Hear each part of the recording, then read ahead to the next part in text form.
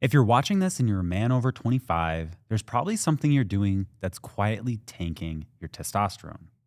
You do this every day and it's not getting any better. It's not alcohol, it's not stress, and it's definitely not what the supplement companies are trying to sell you. I'm talking about your sleep, specifically that you're not getting enough of it. In the next 5 minutes, I'm going to show you exactly what the peer-reviewed scientific evidence says about what happens to your testosterone when you're sleep deprived, what the numbers actually look like, and the single most important thing that you can do tonight to start turning this around. Stick around because at the end, I'm going to give you a specific sleep protocol that you can follow that doesn't take any supplements and doesn't take any money to execute. Let's start with the data because I want you to fully understand how serious this is. A 2011 study published in the Journal of American Medical Association took healthy young men, average age of 24, and restricted them to 5 hours of sleep per night for just a single week. After 7 days of sleep deprivation, their testosterone levels jumped by 10 to 15%.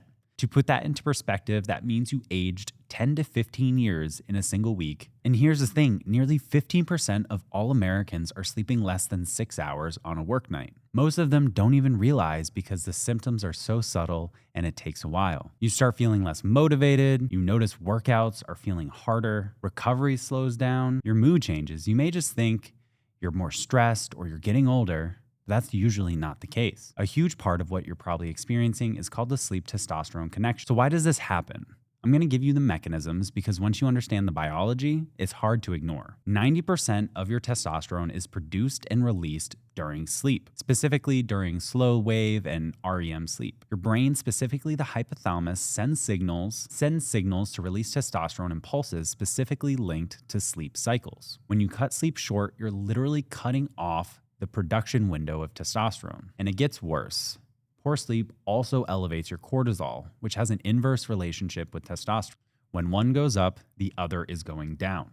So a higher level of cortisol means a lower level of testosterone. Here's what it looks like in the real world and why most men are not connecting the dots. The average guy going into the doctors with symptoms of low testosterone, fatigue, low sex drive, difficulty building muscle, and brain fog is sleeping less than 6 hours a night. The studies back this up that show statistically men who are clinically low on testosterone have less than 6 hours of sleep each and every night. But here's the frustrating part for me who wants to do everything as naturally as possible. The first thing that gets discussed is rarely about sleep and natural ways of increasing our levels, but it's pushing towards a supplement or right into TRT. And sometimes that is ultimately the right call, managing symptoms.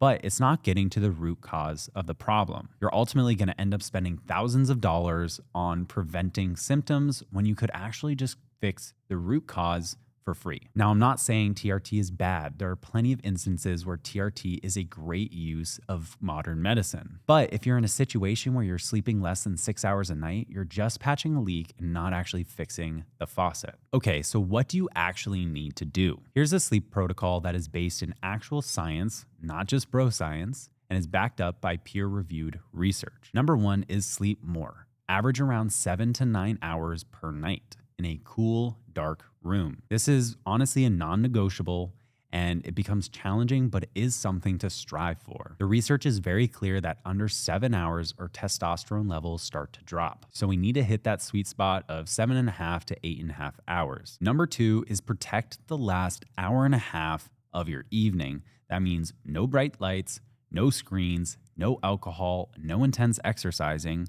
All of those are going to disrupt our natural sleep architecture and make it more challenging to get into a restful sleep. Number 3, and this is probably the one that I struggle with the most, is having a consistent sleep and wake schedule. Making sure that you are within an hour window in either direction of your sleep time and your wake time every single day.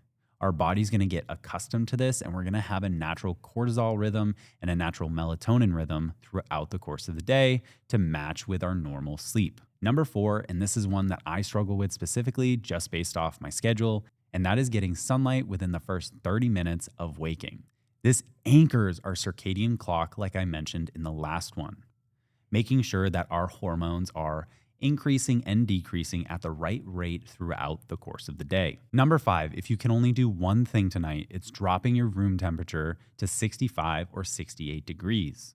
This makes a massive difference in the comfort and the ability for our body to get into a deep, restful sleep where most of our testosterone production occurs. Look, you can optimize your diet, you can train hard, you can take every supplement under the sun, but you're still minimizing the most important hormonal lever you can, which is sleeping enough. The research really isn't subtle on this, and it is very clear that sleeping under 7 hours each and every night will drastically drop your testosterone levels. Just 1 week of optimized sleep, you'll see a dramatic improvement in your testosterone levels and how you feel. If this was useful, hit the subscribe button. We post practical, evidence-based content around health and longevity for adults over 40. Drop a comment below how you are going to optimize your sleep for the upcoming week.